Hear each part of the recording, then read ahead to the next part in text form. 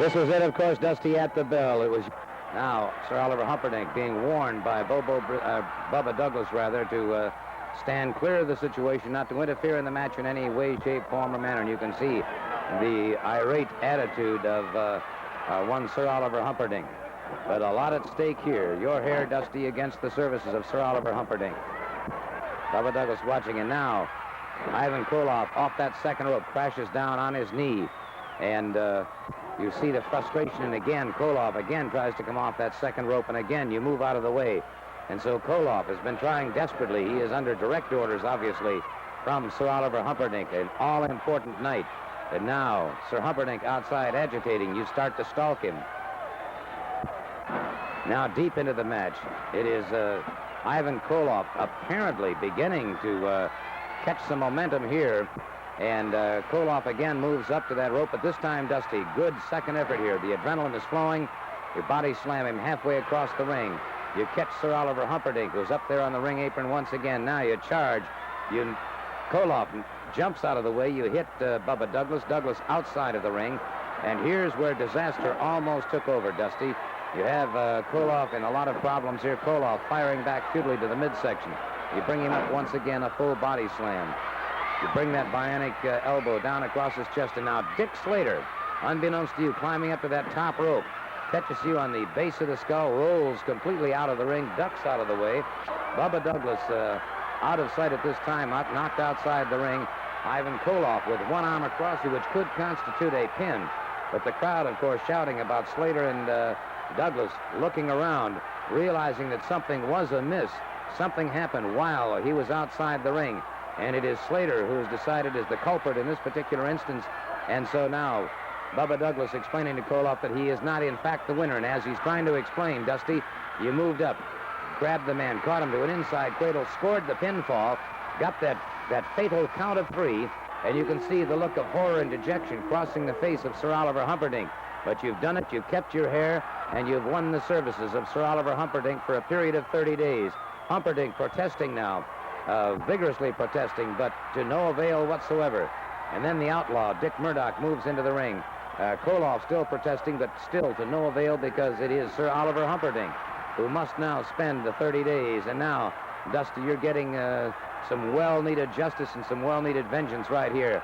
Murdoch standing guard, and again, Sir Oliver Humperdinck, the man, the evil genius who has had this Russian connection going of Ivan Koloff and Nikolai Volkov, is now without a troupe and must now be your personal valet for a period of 30 days.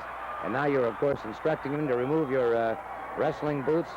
And you can see a completely horrified, a dejected, dismayed, disheartened Sir Oliver Humperdinck, who suddenly, his kingdom is gone. He's lost it all. And he is completely at your indebtedness for the next 30 days. Dusty Rhodes having his hand waved and raised in victory. Sir Oliver Humperdinck in a role that he is totally unused to, having to perform all of the menial services that you request at any time. And now, Dusty Rhodes, you are who can say better, a well-deserved victor in this match that almost had a disastrous ending. But now, it is Sir Oliver Humperdinck, indeed, beginning his 30 days in the hole of servitude to one Dusty Rhodes.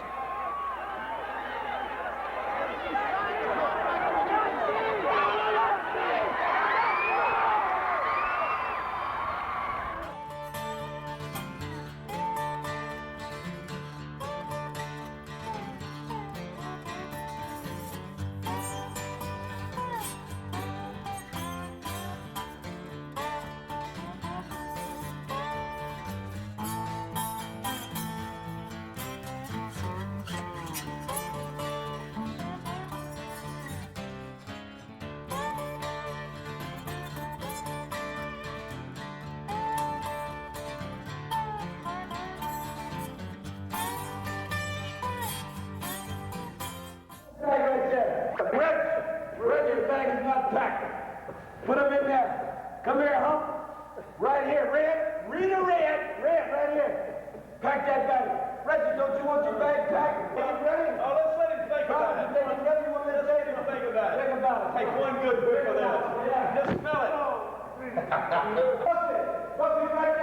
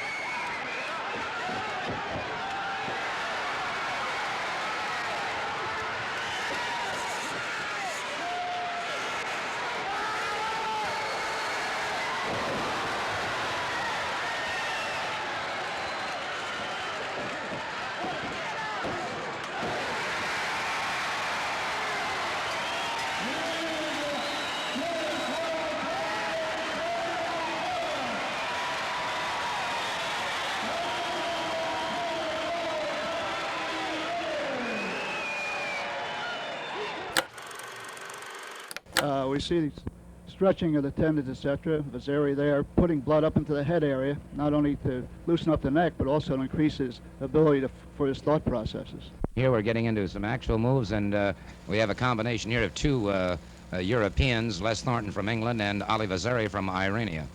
Well, this, of course, is what we call a belly-to-belly suplex. That's pretty American, that move, but and here again, another suplex type of takedown. Anything where the man goes over backwards onto his own head and feeds the man to his back is a suplex, and is very European. Of course, Vaziri was the Iranian champion. He also coached the U.S. team in the Olympics, and he was a Greco-Roman amateur champion, so we're seeing a tremendous example of this. Right, and of course, that was what you call a belly-to-back suplex, and took the man right into a pinning position. Now, here's Danny Hodge, twice in the Olympics.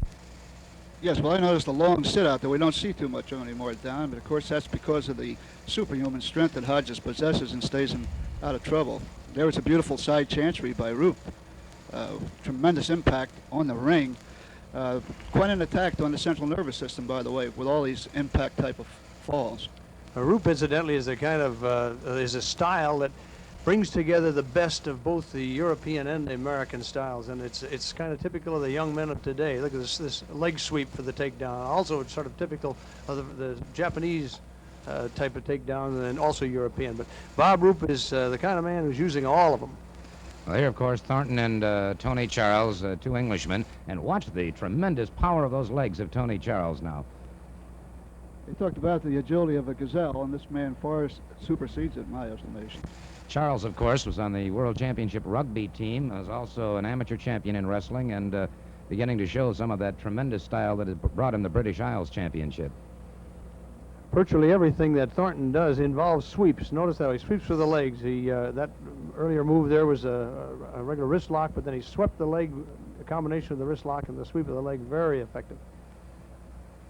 Notice how he favors that over-wizard type movement too, Don, and that move there. Right, basically they're again using the suplex takedown, but getting in underneath good and tight, hooking the arms and so forth. Whoop! He got overhooked, and there's something that you young fellows in wrestling must observe. You can get into a bad position, and there again countered.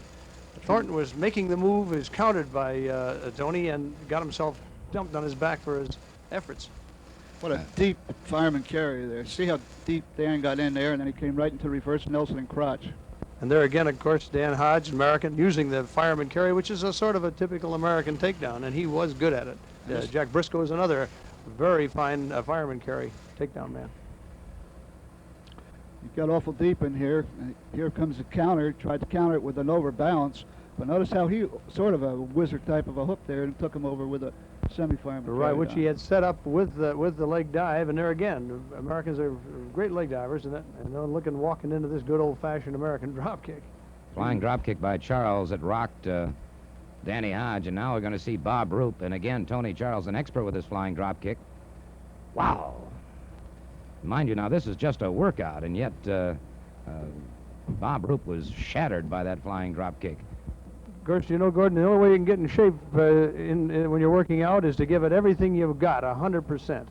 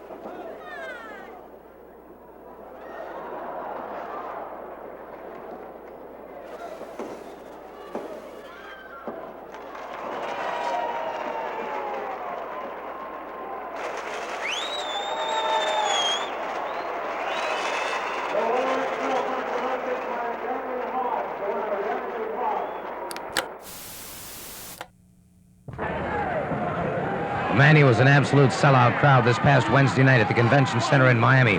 Our championship wrestling camera crew, of course, on hand to film this most important match, the Florida Heavyweight Championship, a title that you've held now for just a little over a year. And at this point in time, Manny, you seem to have things pretty well under control. You know, Gordon, ever since I've had this title, I've fought, I've stayed in shape, and I've defended it for my people here in Florida. I come out there and I'm ready to defend it with everything I've got. This man, Muraco, he's a top athlete, great shape. You can see he's a good-sized man, and I know we're going to do battle. We're out here to do battle, but right now it looks like I got the upper hand on him. I'm a little fired up because it's a sellout crowd, and those are my people out there. They're rooting for me, they're cheering me on, they're coming in with me. But I knew I had to fight with this man, and I knew it was going to be a tough one. And right now, as you can see, I'm working, trying to get him to submit on the arm. Obviously, here at this point, Manny, as I said earlier, you seem to have things well under control. Muraco, of course, the challenger, was having to come after you, but it appeared to me that you were totally aggressive in this. You were not backing away. You were not stalling for time. You kept the action going toward him. You know, and all the times I defended my title, I've always gone on offense. I go after my man. I never play defense. You know, I'm always out there. I'm out there to show him that I deserve that belt, and I'll fight with what it is. As you can see here, he tried to get me. I come up with a drop kick there. Back to the arm, work on the arm, try to get him to submit that arm. Try to take the weakness out of the arm. That way, he's only got one arm to fight me with. And when he does that, well, that's to my advantage because I should be able to work on the man and make him give it, hopefully. But as you can see, Muraco's a tough man in his own. He's holding his own, too.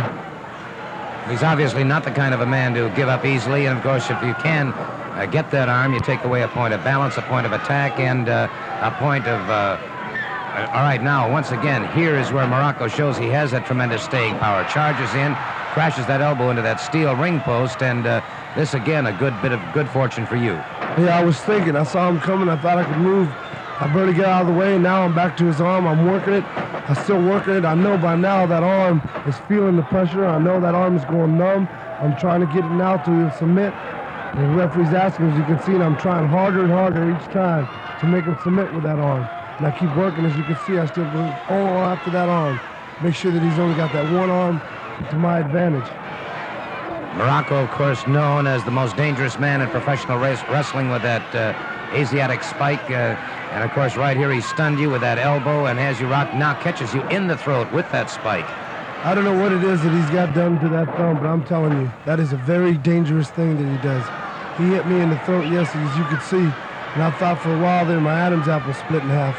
It's hard to breathe because it clogs up all your air coming out of there, and now he's working on my leg, and he's working on the biggest muscle in my leg, thigh. It's so hard to move.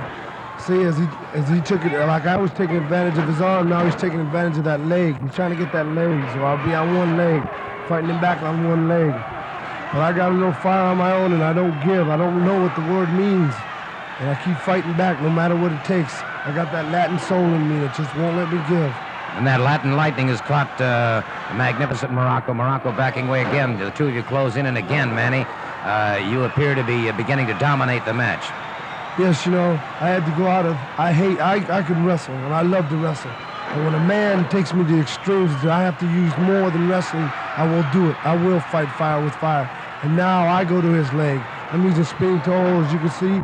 And then that spike caught you again. Caught me again. And it just takes all the wind out of you. It just shuts your throat off. You know, you can barely breathe as it is. He throws me in, he whisks me in, he catches me again with that big spike. I'm literally stunned now. That thing is something. As you can see, he's opened me up pretty good. A severe laceration, no question about that, using that spike once again.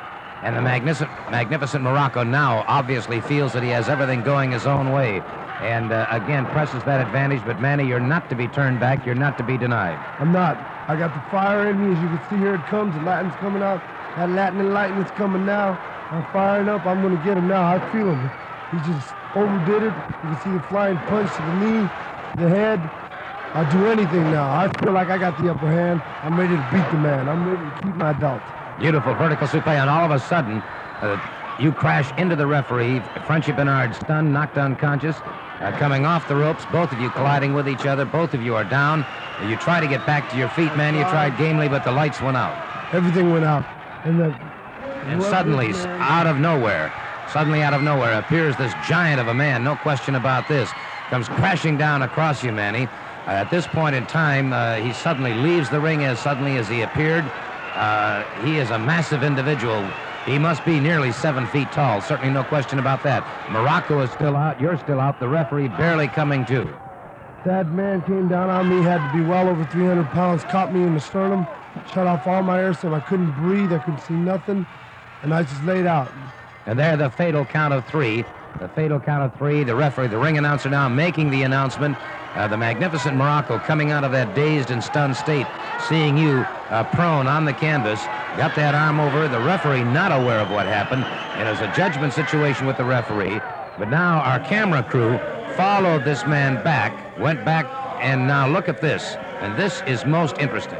You know what, there's some people, and everybody knows that here in Florida, there's a man called himself a bounty hunter. As we can see, that is money. And that big man, I think I know who he is, and I think most people know who he is.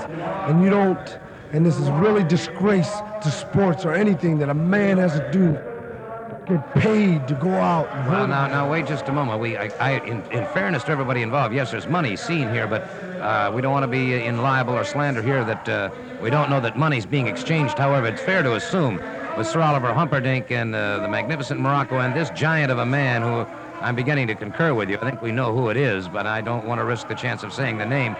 Something is going on here. There's no question about it. A conspiracy, perhaps.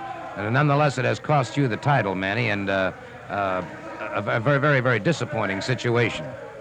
You're telling me, boy, I defended that title. He won that title. I must admit, I was beat, and I'll admit that. I'm Gordon Soley, and I'd like to remind you that Wednesday night, wrestling will be held at the Miami Beach Auditorium. Jack Briscoe takes on the Good Doctor in a steel cage match. The Gladiator and Joe Scarpa wrestle Baron Hans Mortier and the beautiful Brutus. Dale Lewis takes on Coach John Heath. Hiro Matsuda and the Missouri Mauler wrestle Louis Tollett and Buddy Fuller. And the Medics wrestle Don Curtis and Jerry Briscoe. The number to call for reservations, 531-0477. I have Baron Hans Mortier with me, along with the beautiful Brutus, and I frankly am not cognizant that this is part of wrestling apparel. There is in Tampa a grocery store owner who is the happiest man in town. He's selling nothing but bananas, and who are these bananas for? Beautiful Brutus. Bananas, bananas, bananas. Oh, Boris Maximilianovich Malenko, better known as the Professor Malenko, how proud you would be to see your beautiful Brutus eat bananas. This man is going to push his weight up to 350 pounds. You know what bananas do? They strengthen the ligaments, Gordon Soley. And you know what ligament strength is? Chimpanzees and gorillas have ligament strength, and you better not get caught in a bear hug by a gorilla or a chimpanzee. Well, are you like... Finished, Brutus? Have another one. Well, He is fantastic. Oh, beautiful one. Oh, beautiful one. Yes, sir. Well, what- He's going to push it up to 350, maybe 360 pounds. Here. Beautiful Brutus. I won. He weighs 305 pounds now. By the time we get through with beautiful Brutus, he'll weigh 350 pounds. Now, somewhere here in Miami Beach, there is one grocery store owner who is the happiest man of his life. You see these bananas? This is nothing. Beautiful Brutus has already finished up 6 bunches. There's 3 of what I have here. What's another one? Fantastic, beautiful Brutus. This man is going to go through the Gladiator and Joe Scarpa just like I would go with a very sharp knife through a bunch of bananas. As a matter of fact, I like them pretty well too. You know, these bananas, I think I'll start gaining some weight. thank you so very much. You'll see these men in action this coming Wednesday night at the Miami Beach Auditorium. They're facing the Gladiator and Joe Scarpa. As you can see now, this match has already erupted into a slugfest, and Raul Mata just knocked completely out of the ring by the Missouri Mauler. Back in the ring now, and the Missouri Mauler putting those boots to work. Raul Mata, the sensational young athlete from Mexico, suffering much now at the hands of the Missouri Mauler. The referee forcing the break here again. The Mauler closes in and again forces the break. And now Mata getting that second bit of energy going and now beginning to lash out with some good solid right hands. And the Mauler flailing back, but Mata now scoring very, very effectively. Mata up, a beautiful flying drop kick by Raul Mata. And the Mauler coming up a little bit slowly. He's been shaken now. And again, Mata lashes in. And there's a beautiful clubbing right hand on the part of the Missouri Mauler, another one. Mata comes back, firing away again. Now, the hip toss on the Missouri Mauler. Mata moves up. The Missouri Mauler, quick thinking, moves back out of the way. Mata crashes to the canvas as he did not make contact with his adversary. Now the Missouri Mauler, sensing that perhaps he has victory within his grasp, moves again against Mata, but Mata fires back again. A beautiful cross-body block by Raul Mata and a near fall for Mata. And the Missouri Mauler suffered much at the hands of this man. Again, takes another shoulder smash. Mata coming off those ropes and again catches the Missouri Mauler. That adrenaline is flowing. A third time and the Mauler is down, still back on his feet again, and catches Mata coming in. A lethal punch to the midsection. And now watch the Missouri Mauler lashing out with a boot. Here is a man who is a Golden Gloves boxing champion in the state of Missouri, closing in on Mata. Watch this right hand. Sets his man. One solid clubbing right hand that puts Mata down and out, and the referee tolls the count. The Missouri Mauler standing by. Those fists not taped, but lethal nonetheless. And the count continues. And the count continues. Missouri Mauler poised and ready. This man has great tenacity, great strength, and there it is. The count is out. Raul Mata knocked out. The winner is the Missouri Mauler. For the embarrassment that I went through, I am reinstated in this area. I am not under suspension anymore. Whether it comes down to chain match or any kind of match, any kind of opponent, I don't care. Victory is what I'm after, and suffering, I will win. Why do you like Championship Wrestling 80 the best? Dusty Rhodes. Dusty Rhodes is your favorite wrestler. Why is that? Just like you. Gordon Soley. Gordon Sully's your favorite on the show? My man. I like the Steve Kerr poem. Who else are your favorite wrestlers? Dusty Rhodes. What do you like about Dusty? Yeah, he's the man of the hour, the man with the power. What do you like best about Championship Wrestling 80 coming to your area? I love it. I love it. Who's your favorite wrestler? Dusty Rhodes. Why do you like Dusty better than anyone else? He's a hunk. Dusty's a hunk. Yeah. What do you like about TV wrestling? I love it. You love it? Do you like any particular thing about it? The men. The men. Very good. Thank you. I travel all over the world. I've been to many places. And I heard about the state of Florida. They tell me they have some of the biggest and the toughest wrestlers in the world around here. And that is why I'm here. Although I have some good friends here. I have Ray Stevens, Dusty Rhodes, some of my best friends. We travel all over the world together. But the biggest reason I'm here, to get some of these big, tough men. They got them big and got them strong. But they haven't met Brazil yet. When they meet Brazil, they done met their hands full. And let me tell you something. If they get too tough with me, if they start to gang up on me, I get me a tag partner. Rhodes, Stevens, Sugar, he's my man. Now don't mess around with me. Fans, let me tell you something. I don't do too much talking, but when I say something, I'm telling the truth. So believe me, stick with me, just bear with me, and I'll prove myself to you. That's all I have to say. Thank you very much.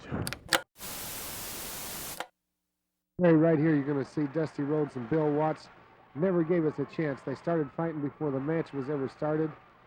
Took an unfair advantage of us to start with. You can see something here, Junior, that wrestling does not exist in Dusty Rhodes' vocabulary. The same as please or thank you does not exist in his vocabulary. He doesn't know what it means. You see him using the boots right here. Who is going to stop this man? Why does a National Wrestling Alliance allow Dusty Rhodes to do all of these things. Right there you see him driving that fist into your forehead. There you see him using the point of the boot. To me right there, you see him repeatedly using a steel cast. Why can this man do this? That's what I am asking you people. Why does he do it? He does it because he realizes that the tide is switching, because the people are getting behind the Funk family. You see what he did to Oliver Humperdinck? There the poor man is, just a manager, just trying to go ahead and watch the match. Now you see him with this buckle right here. He's using the buckle repeatedly. What does this man know about wrestling? I'm asking you, what does he know about wrestling? Gardner, as I told you, I want you to see this film. I want you to see the Funk brothers right here. Bugsy McGraw, Sir Oliver Humperdinck. They've been getting down on me saying, when will this man be stopped? When will this violence be over? When will this man stop? Well, I lost the goal because of this man. I lost the goal because of both this family tradition they got going here. Ganging up. They've come in now. It's not going to be over until either I'm gone or they're gone. This could go on for the winter. It could go on through the summer. It could go on. And here's my good friend, Cowboy Bill Watts, exhausted right here. Sir Oliver Humperdinck come in, snuffed him out, ethered him out right here. And here I am trying to fight two men, and you'll see Terry Funk take full advantage of this and take Bill Watts unconscious from the ether, laying prone right there. And right here you'll see him pin him. 1, 2, 3. When will this be stopped? When will this be over? This is what I'm talking about. This is what it's all about. The pain, blues, and agony of pro wrestling. The Funk tradition against the Rhodes tradition. It's going to end somewhere, and somebody is going to get hurt. Look at here, Gordon. You see the people coming in the ring right here? This thing has gotten out of hand now. They're trying to roll Bill Watts out, trying to get him out. Just like I told you, there is the man. There's Ray Stevens. There's Bubba Douglas, Manny Fernandez. They're all in there, 320 pounds, laying prone. What kind of wrestling is that, I ask you? Where's it coming to? There they are. Celebration. 2X World Heavyweight Champion with a balloon and Bugsy McGraw. And Bill Watts, let me tell you, I've heard from him since then. Terry Funk, this thing between you and him ain't over. They're going to be dues paid in this situation. And this is a Women's World Tag Team Championship match. Judy Martin being caught now, makes her tag up with Leilani Kai. Vicky Williams and Joyce Grable going after the World Women's Tag Team Championship. Tag is made. Here you see double teaming by Vicky Williams and Joyce Grable. They have taken a lot of abuse so far in this match. Watching very carefully now as the action continues in the ring. Judy Martin once again in the ring. Joyce Grable finally breaks that hold. Tries to make the tag, but Vicky Williams unable to do so. Don Serrano, the referee, watching very carefully. Good takedown. Leilani Kai caught. Vicky Williams catches her. Good flying drop kick. Catches her again, and now the tempers are really beginning to flare. Williams and Grable out to gain those titles if they can. Leilani Kai caught once again. A good, beautiful flying drop kick. Puts Judy Martin back to the canvas once again. Her down. Vicky Williams catches her. Good high knee lift once again. Now Joyce Grable back into the ring. And Judy Martin finally leaves the ring. Here's where Martin and Leilani Kai get themselves upended by these two young ladies in blue who want the Women's World Tag Team Championship. Both of them missing with flying drop kicks that time. Leilani Kai now. Williams up and over, rolling reverse into a cradle. And there you see two very jubilant young ladies, the young ladies in blue, winning the Women's World Tag Team Championship. An outstanding victory before a capacity crowd at the Bayfront Center in St. Petersburg. These young ladies are happy champions indeed. You say that you work out each and every day 2 or 3 hours, and I notice that you work out as well as your men. Yes, we work out always together. We live in the same place. We training same time. We all the same weight, training hard, 3 weight, because we are 3 guys get do. Right now, we're doing like a neck bridge, which is very important for the wrestling. Most weight come in neck. A lot of techniques like a suplex stuff.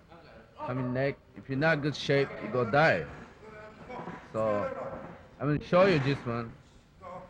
Well, you're taking 250 pounds on Oh it. yes, but I get neck. I never be pinned, and I just hold my neck. Well, now, I realize, of course, that exercising and training is an essential part of the competition, but what are we doing here exactly? See, this one particular wrestling training stuff, or both men do it like at the same time. Bottom man try to set up the head, and the top man is set up, like both men practice together. And then, of course, you have them get down on the mat and actually wrestle, too. Yes. And you mean to tell me that you get into the ring and wrestle with fellows this size? Oh, yes. I'm going to show you, but right now, but basically like amateur wrestling stuff, but any wrestling needed basically to the moving. Like wrestling never stopped it. So Barman tried to get up. Now, Mr. Saito tried to stop it. Now you're going up against Saito yourself, Yes. and So he go behind me, but I stay moving, keep moving. So now I can go behind now. So I can go try to pin them. I must say you are extremely fast, no Oh question. yes. I'm training hard every day. The reason I show picture I pay for, because Steve Khan, last time he threw me like a boy. I'm so embarrassed. All people watching it, my wrestling career, first time, I'm so ashamed myself. But now I'm going to show you this stuff because I'm training hard.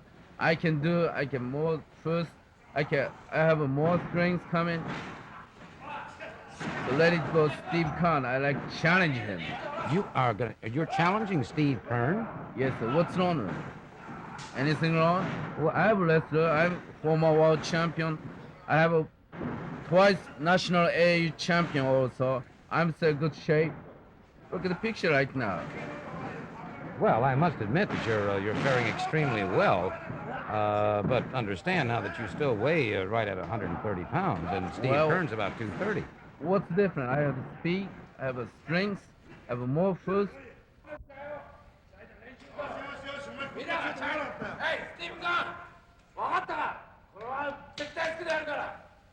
There you have it, a challenge from Masao Hattori to Steve Kern.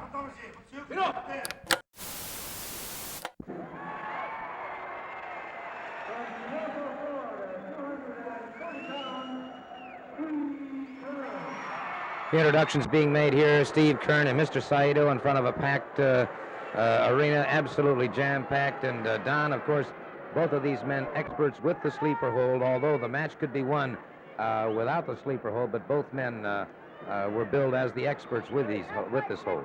Right, and that's, of course, one of the reasons I was there. This is a very hazardous thing, of course, as we know. That sleeper hold, if you're not quickly awakened from it, can cause serious damage. And one of my jobs was to make sure that nobody left anyone up there unconscious. I might just point out, Don, that while we're watching the beginning of this match, and we'll see how quickly both men go for those sleeper holds, but you might explain to the people who might not be familiar with it, because you are the master of the hold, the exact adaptation. Well, both of them are using this approximately the same style, and obviously the system is that you apply pressure to the vagus nerve and the carotid artery in the neck, squeezing it on that big muscle in the neck, the sternocleidomastoid muscle. And of course, with the size of these men's necks, it is easily applied.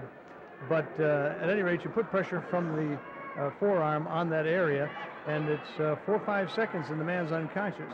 Of course, naturally, both of these fellows, having dealt with the thing, are pretty good at fighting it and protecting themselves from it as best you can. But once it gets on there right, there's no way to protect yourself. And of course, this is obviously something that any of the youngsters who are watching there is Saito going for it and almost perfectly executed. Kern slipping away, getting it away so that he's fighting the effects of it now, and Saito apparently does not have it solidly across that area. Right, exactly. He's turning into him to protect himself, and he's not able to. The only problem with this is he can have his neck broken if he's not careful, and that was something that he was worrying about apparently. And again, Saito was able to pull him off of his feet by putting pressure on that neck from the side. That's extremely hazardous. That's one of the side effects of that thing. You could, if you get in the wrong position trying to protect yourself, end up with a broken neck. And of course, this is something, as we said before, youngsters, nobody should ever try this. No, I always warned when I was demonstrating this thing that it's not something to play with. Now, this is beautifully applied. He's behind him, and he's on him good and solid. And he too, Saito now is trying to turn into it, but you see now how the pressure is coming from the side. And this could cause some serious damage. And that's another thing we didn't want to have happen. And, of course, Saito did manage to get to the ropes and force the break. The match continues now, and Saito beginning to try and dominate the situation using those chops across the throat. Both men beginning to show the fatigue from this match, but Kern catches him a tremendous forearm that drops Saito to the canvas. And Kern now throwing caution to the winds and pounding away with everything he's got. I was trying to keep everything straight, keep both of these men within the rules, and that included Steve, too. I like Steve, but I don't like him breaking the rules. But he wasn't about to be stopped. He had gone wild. He'd been hurt a little bit with that sleeper. And then here he got himself in some serious trouble because he just came in too quick and wasn't watching. And Mr. Saito beginning to push his weight around now suddenly jumps you from behind and very effectively applies that sleeper hold, and you must have felt darkness closing very quickly. It's the weirdest thing, Gordon.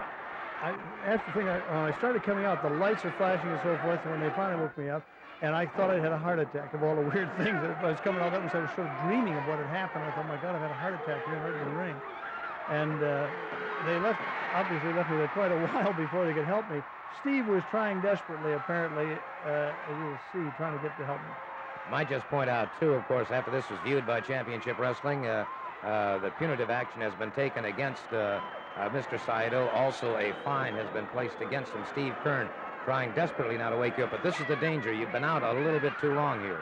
Exactly, and you can end up a babbling idiot over this thing if you're not careful with the pressure. The blood cut off too long, and I was in there quite a while. But thankfully, they did bring you around, and obviously you're here today, and you're all right, and thank heavens for that.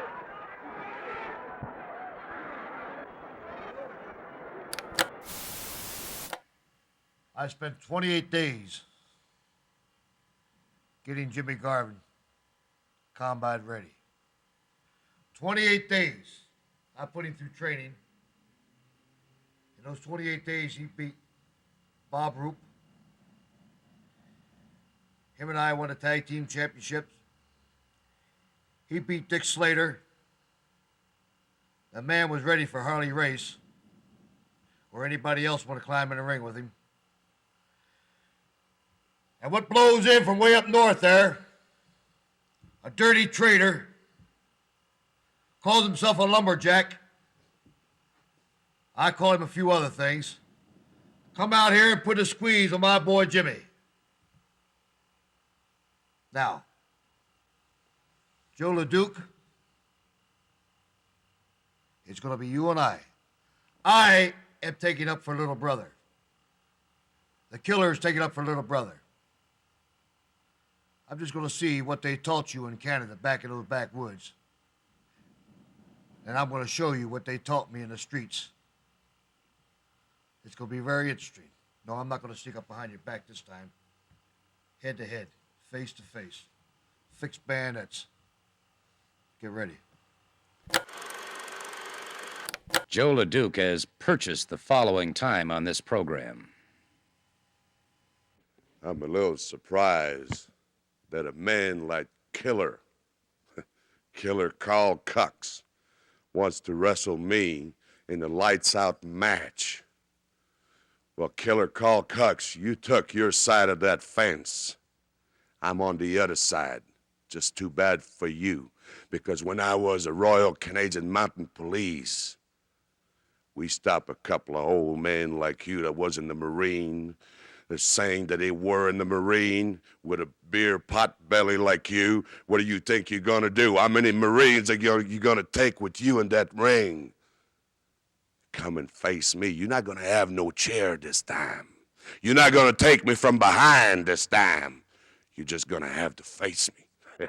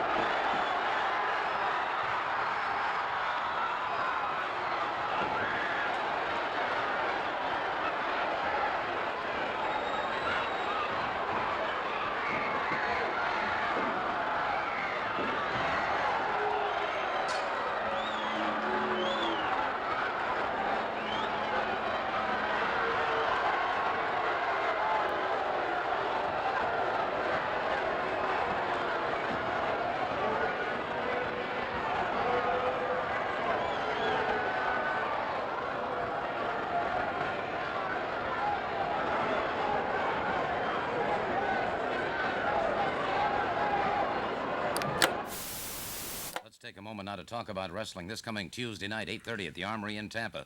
Immediately following the World Heavyweight Championship match between Jack Briscoe and Harley Race, it will be Killer Carl Cox in a lights-out match against the spoiler number 2. Terry Funk goes after spoiler 1 in the Florida Heavyweight Championship. Steve Kern faces Dick Slater. The Southern Heavyweight Championship on the line. As you know, that's a rematch. The title has been held up. Paul Ellering and Jose Azari go after Mr. Sato and Mr. Saito in a United States Tag Team Championship. There will be 2 other matches. I want to talk right now to Jack Briscoe about the World Heavyweight Championship match because, Jack, it's all or nothing with this man. Well, it certainly is, Gordon, and no one knows any better than I do how tough it is to become world's champion. I tried for 3 to 4 years constantly chasing Dory Funk Jr. and Harley Race all over the world. It's not an easy thing to do, as a lot of you know. The only thing there is to do is just to keep plugging. Harley Race doesn't have to defeat me. I have to defeat him. So therefore, I've got to be the one on the offense. I've got to carry it to him, to force him out of the corner, out of the ropes, and get him in the middle of that ring and defeat him and walk out of there as the new world's champion. Well, Jack, of course, Race had a tough match last night, and there's no question about that. Do you think he'll be in prime shape for Tuesday? Harley Race, ever since I've known him, has always been in prime shape. I know that the grueling match that he went through with Dory Funk Jr. had to take something out of him. And this is what I'm hoping for. Like I said, the only way you can defeat Harley Race is to go after him. He's not going to come after you. You got to go in and pull him out of them ropes and get him in the middle of the ring. Thank you so very much, Jack Briscoe. You'll see him in action this coming Tuesday night at the Armory in Tampa, going after the World Heavyweight Wrestling Championship.